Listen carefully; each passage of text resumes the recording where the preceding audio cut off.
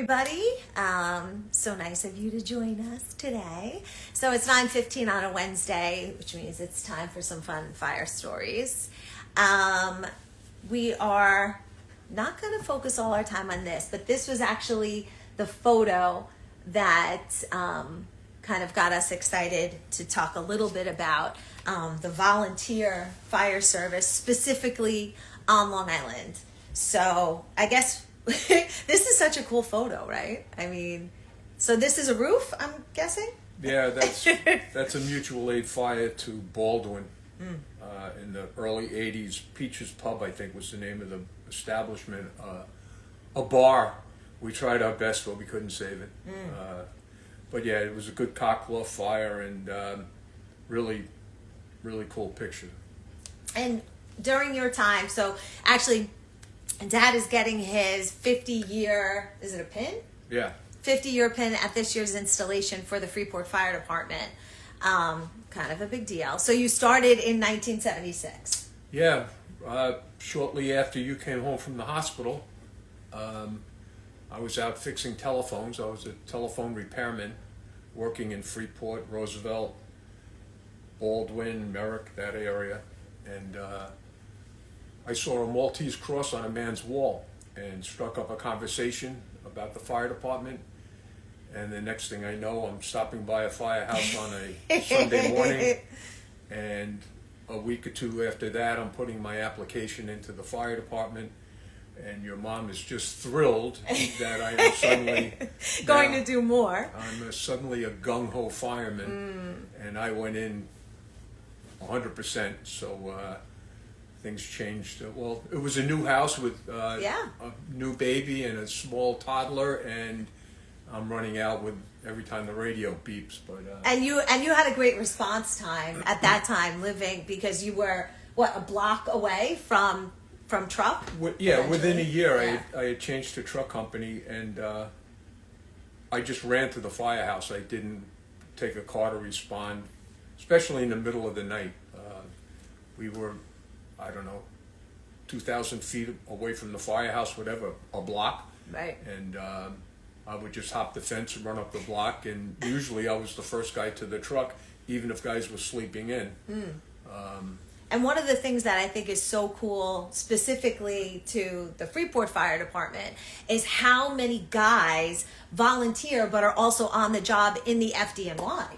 Right. I took the test in 1977. In the car with me was Joey Cinerelli and Jerry, both guys from Engine Company, and we went and took the test together in the city.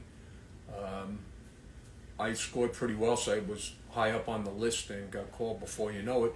But Freeport has always been blessed with good firefighters, but many of them that made careers out of it. Some of my better friends over the years, Richie Muldowney and Dave Weiss. So that's this picture. You see it in the background there. Right. But this is who we are talking about, the two of them. I mean, look at the smiles on their faces. Yeah, they were great. Both members of Freeport and worked in New York City. There was also Jackie Collins and Timmy Higgins when I first got in, who was in Rescue 2 later on, was in Hose 2 in Freeport for a while. The Barry brothers, the Fee brothers. The Fees, yeah. If you know the Fees, you know. Yeah. Tommy Spag and Bubba Joe Falco in Truck Company. So, and there's others.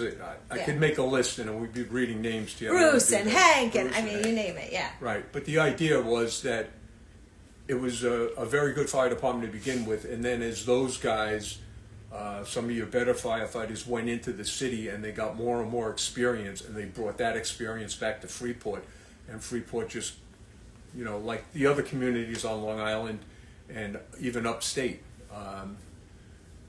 all of those New York City firefighters, were bringing that much more energy and expertise to the fires. I mean, that's what I always found so amazing, hearing about the drills that you guys were able to do and the situations that you were able to put the other volunteers, because you have that experience and that training working at the Rock and all that kind of stuff. So the picture that we want to use, go ahead, just kidding. Well, one of the things I wanted to mention before we get into the story is people frequently, I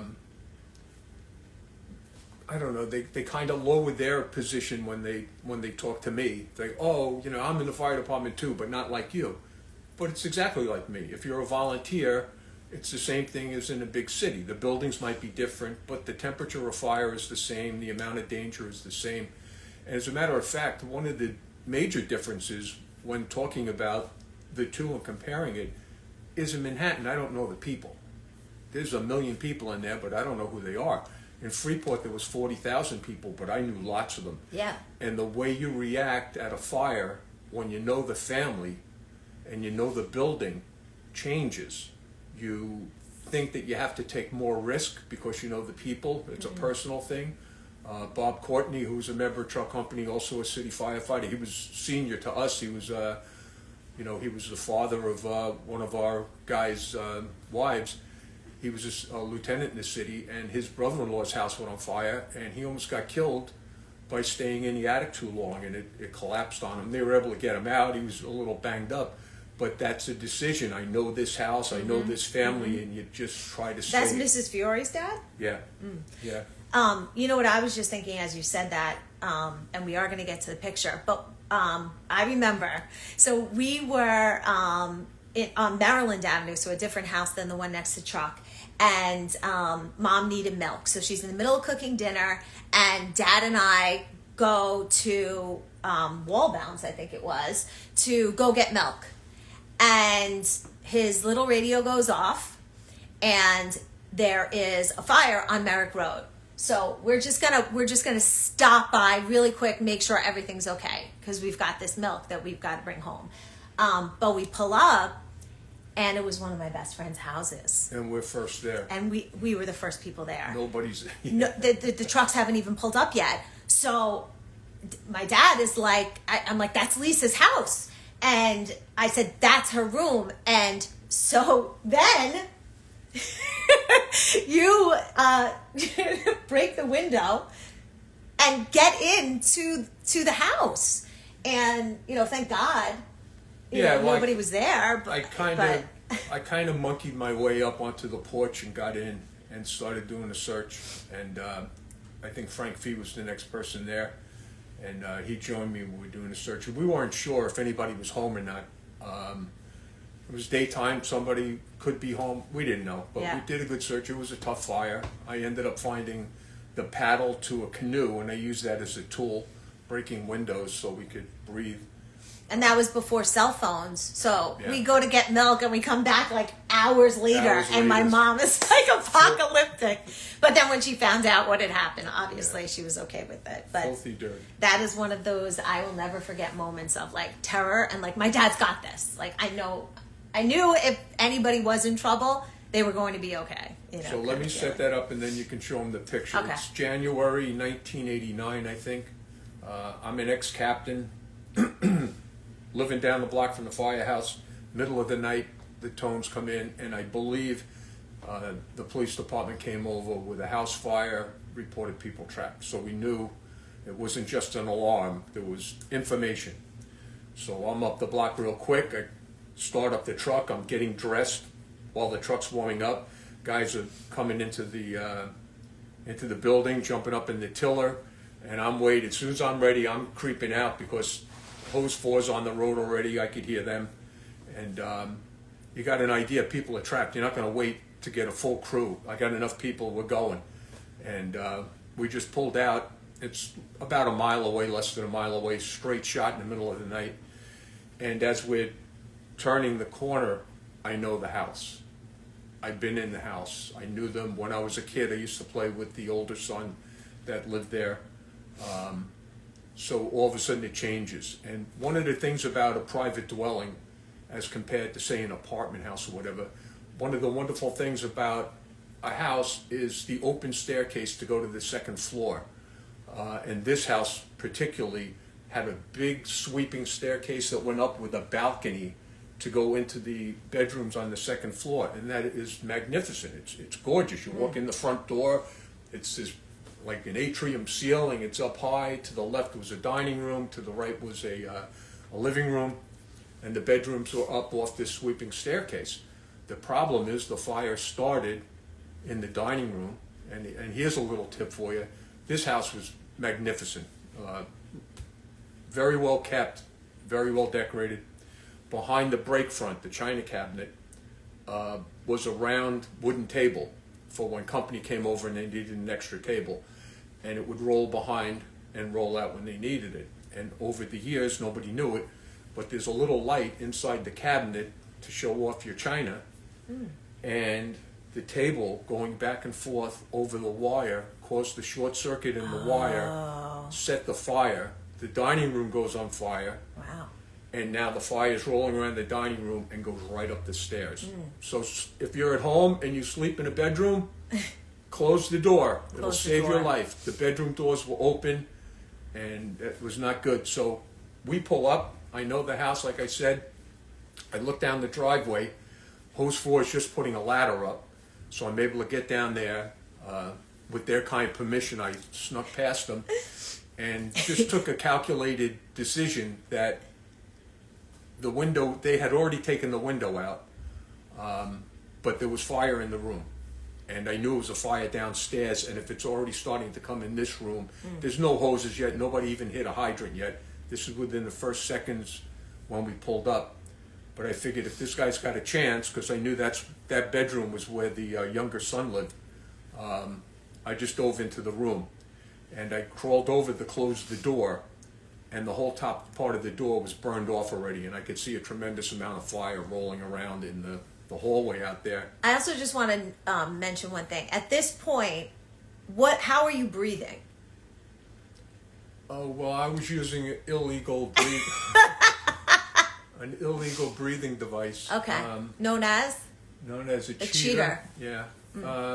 Well, you could see better. You know, your face gets clouded up in the old days. I stopped using it after a while. It was a valuable tool, but I didn't like the idea of having. What I would do is I would use the cheater and then switch to a mask if I thought I had to. Then I changed my mind. I thought that I would always be ready to have a mask on, be prepared for the worst, and then switch out, and eventually I just didn't use the cheater anymore at all. But for a while I used it, and I did it this one. So I dive in, I can't close the door, the fire's coming, so I have to find this guy and get the hell out of there as quick as I can. And I find the young man on the floor. He's about my size, so I'm picking up my own weight, which isn't easy, but you got the adrenaline.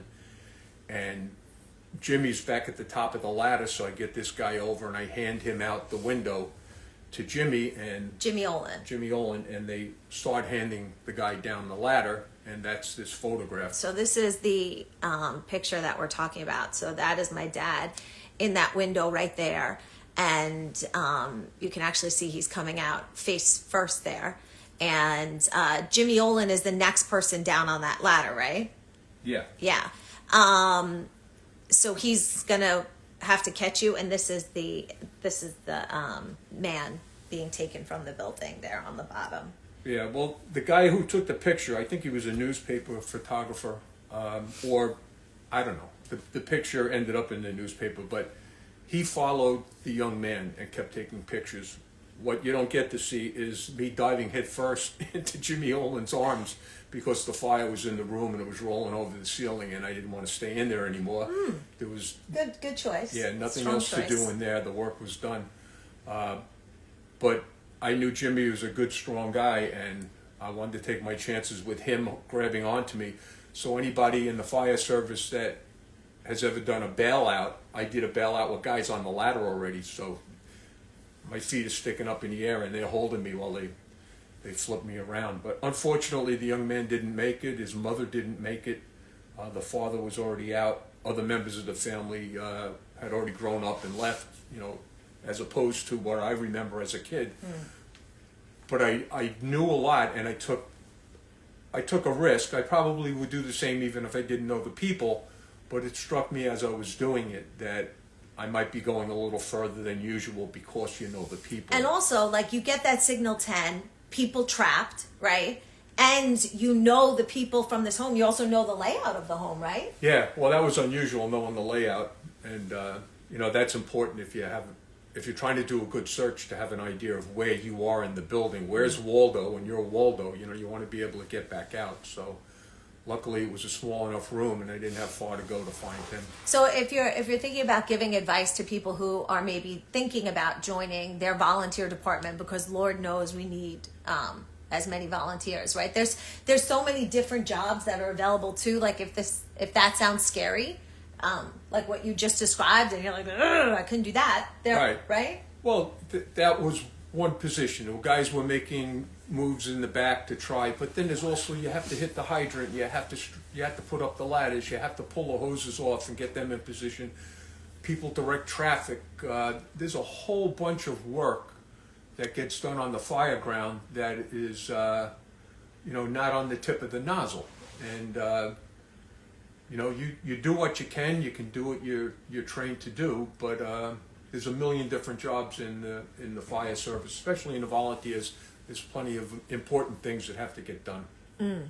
All right, so we do have lots of people joining us and saying hi, so I'm trying to wave back at you. I know at some point in here, I believe I saw Bubba, Uncle Bubba, not Bubba, Mr. Falco that we're talking about. Two Bubbas. Yeah, seriously. We have Salamander Truck here. We have a Swede here. Someone saying they grew up in Baldwin, so we were just telling that story, going to the wall bounce in Baldwin and that fire that happened there. People are saying congratulations.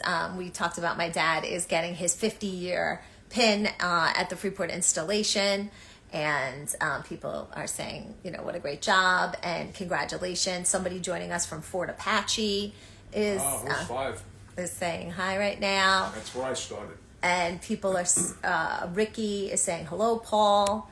Hello. And lots of people joining us. I'm trying to say hi to everybody. Somebody is saying, what a great fire department. I have family in Inwood, Lawrence, Cedarhurst, Woodmere, and Point Lookout. Wow. Nice. And all good fire departments, too. Seriously.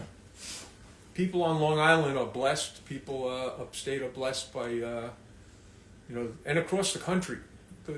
3/4 of the firefighters in the United States are volunteer firefighters, and that they're your neighbors, they're your friends, they're your family, they're the people that keep you safe during the night and during the day, and just God bless them. Thank God they keep doing it. Absolutely. Ricky, who had said hi before, says he is a Suffolk Volley right now. Knew you at Rescue 1. I was a mounted cop, Kevin's pal. Yes, I remember him. Thank you. I got to ride a police horse with him. Allegedly. I was going to say, can we show that picture? I'm not sure if you were allowed to be on that picture. That's one of my favorites. Right? I love that picture. That's somewhere around here. So, yeah. Somebody else is saying congratulations on your 50 years of service, and lots of people saying hi. So definitely a shout out today to our amazing volunteers. People are saying God bless and thank you for your service. And we just want to say what a debt of gratitude we have in our communities for the people who continue to show up, even when, their wife is making dinner or they have something that they could be doing. Someone who, I think his name is Artie, he said he was a dispatcher for the Long Beach Fire Department. I knew Terry Hatton very well. I worked on the fire department election night and was amazed by the large number of Freeport Fire Department members that voted. Right? I feel like that is always such a big deal. And my dad is a former chief. So you know what that's like to go around to all the firehouses and talk to everybody. They really do get the vote out. We have a big department. Yeah.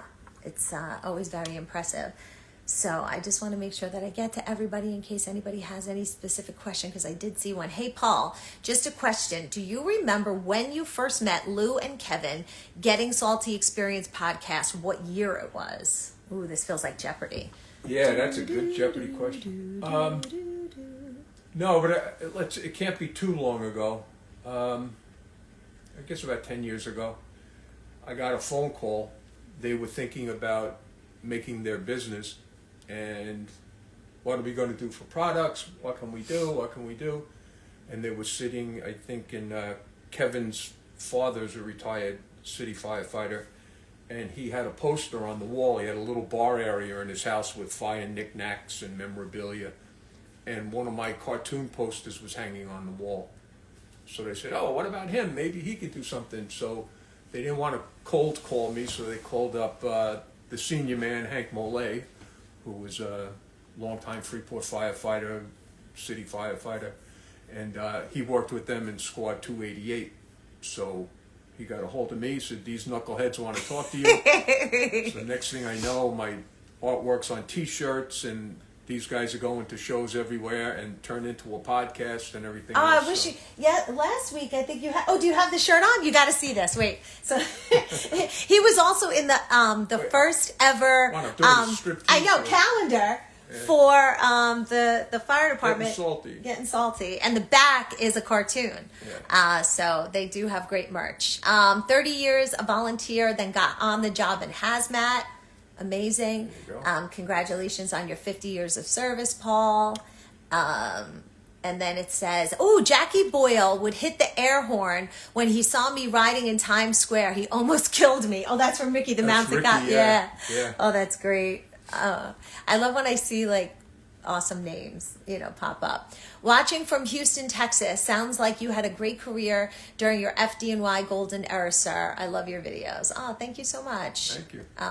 And thank you to everybody who joined us. We're going to repost this, and looks like we glitched there for a second. We are going to always repost this. They're saying thank you for answering the question about getting salty.